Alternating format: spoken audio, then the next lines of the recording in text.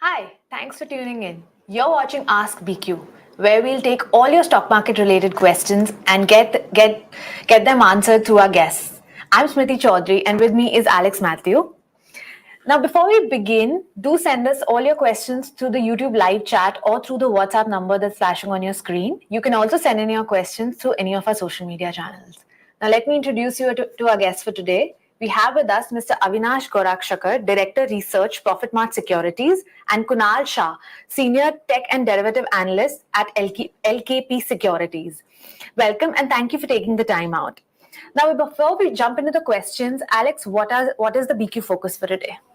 Morning, Smriti, and morning to everybody. Morning to our guests as well. We've started off a little bit on the back foot, if you can call it that, for the equity markets overall, and you have the Nifty 50 that's trading currently below that 19,500 mark. The Bank Nifty is what we're focusing on, or rather several constituents of the Bank Nifty, which incidentally is down about 0.1% or so. So ICICI Bank and Kotak Bank were the two major banks that reported earnings over the weekend. And there was some pressure, if you can look at the ICICI Bank results, on the net interest margins, though the net profit was significantly above estimates. On the Kotak Mahindra Bank side, apart from the earnings, where you saw NIMs contract by only about 5 basis points and net profit coming in line with estimates, the bigger talking point has to do with the appointment of Ashok Vaswani as the Managing Director and Chief Executive Officer. He will take charge at the start of next year. Now, of course, there was also RBL Bank and Yes Bank to talk about. So let's get a sense of what our experts have to say about these earnings. Avinash, good morning to you, as I said, and give us a sense of what you think. I think Kotak, the management change is what everyone will be focusing on. The stock is down, perhaps on account of that. If you can give us some sense of how the street is looking at this. Yeah, morning, Alex. I think clearly Kotak Bank numbers were better than what the street expected. I think in terms of net interest margins, in terms of the disbursement growth, and I think the surprise pack was the appointment of Mr. Ashok Vaswani. The markets were obviously expecting somebody from the team inside to be appointed to take over from Mr. Uday Kotak. But I think this has come as a big surprise to the markets. And I think, unless and until we see at least a couple of quarters of performance, under the new, management led by Mr. Ashok Vaswani, the market should also give a little time for this to digest. So I think it's a positive move, but I think in terms of numbers and in terms of the stock reaction, I think you will have to give in at least another, say, 3 to 6 months. And as far as the stock movement in the near term is concerned, the management commentary in the con call clearly indicated that credit costs could get elevated by a further few percentage points. And that means that net interest margins may come under further pressure. So I think overall the tailwinds for the banking sector, including Kotak Bank, look quite promising. I think markets would obviously be looking at what kind of further fall in the net interest margins is expected. But I think net the numbers are much better than street expectations. And I think this is not a major matter of concern. Overall, I would believe that any decline in the stock price, Alex, should be used as an opportunity to accumulate, because I believe the next 6 to 12 months is going to be extremely robust, considering that the credit growth in the system is about 8-10%. And there's a good scope for the balance sheet to grow, both via retail, growth as well as the corporate capex kind of segment. So net, I think it's a buy on decline. But yes, in the near term, the stock will remain in a range, because clearly the appointment of Mr. Ashok Vaswani now clearly shows that what kind of trajectory now the bank would be, following. He has been a global leader, and possibly, Uday Kotak's commentary that Kotak Bank has got to be positioned as a global bank will now be watched carefully in terms of numbers and data points. What about ICICI Bank then? 25 basis point decline in the net interest margin, though that, I guess, to a certain extent was priced in. I think the street is quite happy with the fact that net profit is significantly ahead of consensus estimates. Yeah, I think I would be quite agree with you, Alex, that the numbers have been better than street expectation. A 30% growth plus in the net profit, NI growing by almost 24%. Asset quality under control. The only negative pain point is this time was the fall in the net interest margins. But I think this is a very marginal kind of pain point. It doesn't matter, because clearly looking at the kind of commentary from the management, My sense is that the third and the fourth quarter would be extremely robust. Typically, second half for the banking, companies is supposed to be a much better quarter. Credit growth also picks up quite well. And I think looking at the fact that all the segments, retail, corporate, capex, plus all their subsidiaries are also doing well. If you were to see the numbers of ICICI Securities, ICICI Lombard, I think these numbers have also come out pretty well. So I think net, the stock may not have reacted very positively to the numbers which have been announced, but I think the growth momentum will continue to be strong. So I think here also we have been telling our clients to buy the stock on any decline. Our fair value is around 1150 to 1160 here. All right, let's go to you, Kunal. What are the charts showing on these banks, Kotak, RBL, Yes, and even ICICI Bank? I think firstly to start with Kotak, it has been one of the stock which has never been a big outperformer. We have seen the stock has been slow in its momentum.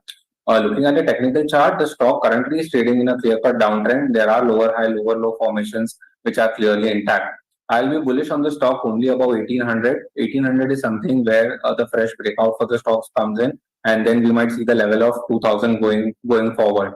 However, on the lower end, we are seeing some quality buying coming in 1750 to 1700. This is a range in which I'm expecting the stock to trade at least for the next 1 to 2 weeks. On the lower end, 1675 is a very strong support. Once that is breached, then we might see further correction coming in the stock. So even from the current level, I would be having a bias on the buy side. 1750 to 1700 is the range where one should accumulate. Keep a stop loss of 1675. Till 1800, the stock won't go immediately. And once it breaks above that level, then it will start picking up the momentum towards 2000. All right, let's start off with the questions now. And the first one is from Harshavardhan, and he wants a long-term view, 2 to 3 years about, and he wants to know what's the best private and PSU bank. Avinash, let's start with you. Yeah, I think as far as the best private sector bank is concerned, I think I just told Alex we are positive on ICICI Bank. Within the larger banks, it's got a very strong balance sheet, a very strong kind of diversified business model. Not only the core business is doing well, but even all its subsidiaries are well positioned. So I think here, if the investor can take a 12 to 15 month call, target price of around 1150, 1160, very much is possible. And the second stock which has been underperforming in the PSU space is obviously market leader SBI. Currently trading at around 563. See, here also there have been some concerns that the net interest margins may come under pressure. But if you look at the performances of the smaller PSU banks, something like a Bank of Maharashtra or a central bank, numbers which have been posted are extremely strong. So I believe the second quarter for SBI is also going to be equally stronger or much better in terms of disbursements, in terms of asset quality, in terms of profit. So I think here also, if the investor can take a 12 to 15 month horizon, a price target of around 640, 650 looks very much possible. Both of them are available at decent price to book valuations, and I think can provide a good risk reward if the investor has a medium term kind of time. Okay. What about the charts? What do they indicate? And perhaps if we can talk, you've already given your view, I think, on ICICI Bank. We've not spoken about SBI yet. Kunal, what's the view on SBI? See, I think PSU banks, whatever the declines, what we have got in the recent times, I think it's a very good opportunity. For SBI specifically, if I talk about on a technical chart, it is trading at an exact support zone. Now, historically, you have seen that the stock, at least since the last 3 to 4 months, again has been trading in a broad range. It has been a massive underperformer compared to what the PSU smaller banks have done. So 550, 560 is a very strong support for the stock, and currently it is trading at the same zone. One should definitely buy at the current levels. For me, on the downside, the support is placed at 520. I'm expecting the stock to go towards 600 first, and the next level will be 630 on the upside. So even from the current levels, if I talk about, you can get at least a 10 to 15% move on the upside. We've got a question coming in from Rajesh Maheshwari, and he's writing in from Indore. He's got a question on RR Kabel, which is a new entrant to the stock market. He's asked for both a fundamental and technical view, but I must point out to Mr. Maheshwari, it's too early perhaps to get a technical view. We'll need a little bit more data to build. But I will go to Avinash. Avinash, on the fundamentals, this is a stock I think that a lot of people were quite gung-ho about, and I think that reflected in the listing price as well. What's your opinion? Should you buy into this? If you've got allocation at IPO, should you hold on? Yeah, I think as far as RR Cable is concerned, Alexi, first of all, the wire and cable industry is doing very well. In fact, we have seen most of the companies like Polycab or typically Phenolix Cables KEI Industries. All these companies have shown very good numbers. In fact, the best part is all of them are running on record order books. And I think RR Cable operates in the, not only in the larger cable, but in the household wire cable market also. So their market segment is largely the B2B, B2C segment where margins are better. So I think, despite the fact that, this company has to show its first quarterly earnings, have their own, first conference call, I would consider that, if the investor has at least a 12 to 15-month time horizon, then any dip in the price can be looked upon to acquire the stock, because I think longer term value can definitely come in, considering the tailwinds in the sector and the kind of market positioning of RR Cable.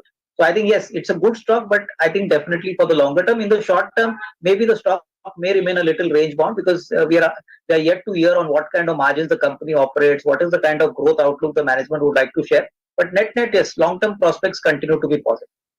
All right, let's take up the next question. That's from Aftab Alam, and he wants to know about Hindware Home Innovation. Now, the stock is trading in red today, and he has bought the stock at 575 with 600 shares. So, Avinash, let's start from you first. What's your view on Hindware Home Innovation? It's been on the downturn for the past couple of days, as I can see. Yeah, I think fundamentally the stock continues to be very strongly positioned. In fact, they are present in the building products, in the sanitary ware segment. And I think, the brand Hindware is very well established for the last 30 to 40 years. I believe that, the short-term weakness should not be considered as a near-term kind of sign of any bearishness, because I consider that, this is a low liquid stock. Volumes are typically low here. So I think, to that extent, it's not a very high liquid stock. So possibly one reason could be that there could be some profit booking in this counter. But on the fundamental side, I believe we could at least see a 15 to 20% growth in top line for FY24, and a reasonably steady kind of trajectory in EBITDA as well as net profit margin. So I think, if the investor is willing enough to take a call for the next 12 to 15 months, I think he should hold on. I think he should not get panicky and sell off his positions. Fresh buying could be advised, if the stock corrects further, that could give a better risk reward. Right. Let's go to you, Kunal. Now, even though the volumes are low, is there any cues on the chart? See, on the chart perspective, I think the structure is quite weak. We might see further correction coming into the stock. The next level, what I see as a support on the downside is at 475. So I think it is still ready for a much downside from the current levels as well. So if you are holding on to your positions, I think at least from the current levels, exit would be an ideal option. If you get around that support zone of 475, 470, that is where you can initiate fresh long positions. Okay, Poonawalla FinCorp, another counter that has reported its earnings over the weekend, gentlemen, and we've got a question coming in from Navodit. Navodit wants to know what your thoughts are on this counter, whether or not you suggest a fresh entry. Avinash, I'll come to you first, and then we'll go to Kunal on the technicals. Yeah, definitely. I think, Alex, if you see the numbers, even without excluding the extraordinary income, the company has shown a very strong growth in disbursals. Plus, they've also shown a very good growth in the loan book, and most importantly, asset quality has been maintained. So I would suggest that, from what the conference call commentary sounded, the management is very upbeat. More importantly, I think this is one company which has shown successive, very strong growth quarter on quarter for the last 3 to 4 quarters. I would believe that, if the investor has a 12 to 18-month horizon, a slightly longer term horizon, because now the stock has risen quite significantly and any immediate upside may not look possible. But yes, if you are looking at a longer term kind of trajectory, this is one company which would definitely reward investors in the longer term. So I would say that any buying should be used, on dips. Typically, these kind of companies, whenever a market correction happens, there's always an opportunity to buy such quality, stocks on declines. But as of now, I think investors who are holding on should continue to hold. I believe there was also an exceptional gain in the quarter gone by, with the PAT standing at about 1,200 crore. Let's also take a technical view. What's the view, Kunal, on the charts for Poonawalla FinCorp? I think on a technical chart, there's a clear-cut breakdown which is there in the stock. I expect the stock to correct further towards 330. Currently, the stock is trading around 360, 362 levels. So you can say probably a more 8 to 10% dip, what you can see in the stock. From those levels, we might find a support at 330 zone, from where the buying could come in, and we can see the stock going up again toward 380, 390 levels. All right. Next up, we have another stock, Cochin Shipyard, and the question is from Abhiram Pednekar, and he bought it at 1025 levels. The stock is currently at 984 levels. Let's go to you, Avinash, first. What are the fundamentals showing on Cochin Shipyard? Yeah, I think fundamentals continue to be extremely robust. The company is sitting on a very large order book, which should give it revenue visibility for the next at least 2 to 3 years. Recently, the company management has decided that they would be going in for a stock split also. But I think on the fundamental side, all these marine defense companies are sitting on a very healthy order book. The company is also looking at executing some overseas export orders. So I think despite the fact that the investor has bought the stock at a slightly higher level, the only consolation is that he should hold on for the next 18 to 24 months. Next couple of years, I think we could see a further kind of growth trajectory coming in. Until that time, I think he'll have to patiently wait here, because long-term prospects continue to be good. But yes, in the near term, the stock could consolidate and maybe obviously show a little more softer movement, considering that some profit booking has come in here. But definitely longer term, I think money can be made. So please hold on. But how much is in the price, Avinash? I mean, you're pointing out yourself that a lot of these defense companies have run up so substantial in the year to date. Would it not make sense then to take some money off the table, even if you've not gained much, and to reinvest down the line if the opportunity arises? Yeah, Alex, I think my sense is that unless there is a very sharp correction of 10 to 15%, it doesn't make sense, because most of these counters, what we have been finding it that any dip is being bought into by the markets. And I think longer term, defense is going to be a multi-year kind of story. It's not going to end immediately. The government is going to increase a number of more items for the Indian, defense sector. And I think the marine market is, closely, concentrated in the hands of just 4 or 5 companies. So my sense is that unless the investor has a long-term horizon, he should not invest in these companies. A short-term view, as you rightly said, may not give you the kind of risk reward you're looking at. But yes, over the longer term, I think considering that there's a large order book plus further new orders are expected, that would definitely propel the stock going forward. So yes, somebody having a 3-month or a 6-month view may not gain significantly. Only a long-term investor should hold on. All right, Kunal, do you agree? For the short term, not as much gains in the defense stocks, especially Cochin Shipyard. I think definitely, if you look at the current levels, the kind of rally what we have seen in the entire defense space, the stock had rallied significantly. Specifically, if I talk about Cochin Shipyard here, I think you will get better buy opportunities in the stock here. If I look on the technical chart perspective, currently the stock is trading at 985, and 940, 950 has been a very strong demand zone for the stock. And this was the last stock among the entire defense space which has started to outperform. So I think 940, 950 is something where one should be interested in buying the stock. On the downside, then 900 could be a very strong, again, the next support for the stock. I'm expecting the stock to again go towards 1150 to 1200 levels on the upside. Okay, we've got a couple of questions coming in. One is from Pushpa on Bank of Baroda. We've discussed a whole host of banks, gentlemen, but specifically on Bank of Baroda, I don't think she's taken a position yet. But Avinash, would you stick to your guns and say between SBI and any other public sector bank, SBI is the only one to consider? Or would you say that Bank of Baroda also can be considered? I think, Alex, Bank of Baroda has been in the news for the wrong reasons. I think there was some news flow about some fraud committed, by the online team. And I think 50, 60 people were, immediately told to leave. But see, my sense is the bank has already made its position very clear that this is not going to impact its core business. The bank continues to do very well in terms of disbursements, in terms of asset quality, and a lot of legacy assets, the bad assets have already been provided. So I think somebody who's looking at a stable growth and clearly from a long-term point of view can definitely also consider Bank of Baroda. Numbers have yet got to come, but I think the management commentary on this particular issue will be clearly awaited by the market and by the analyst community. I think clearly to want to know how badly it impacts the earnings.